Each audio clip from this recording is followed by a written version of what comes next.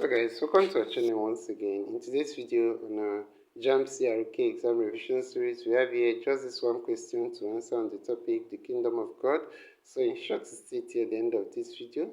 Let's just quickly go ahead and answer this question.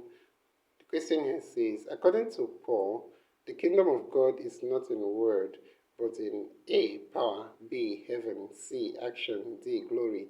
So guys, the answer to this question is option A here. That's in power. So that's it for this question, guys, and this is where we'll end this video for today. If you enjoyed this lesson, please give it a thumbs up. Don't forget to subscribe to this channel if you're not a subscriber.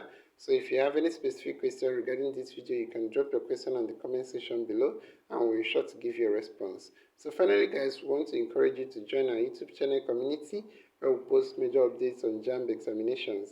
So you can join this channel community by hitting the join button below and we'll see you right there. Thank you once again for watching this video. See you on the next one.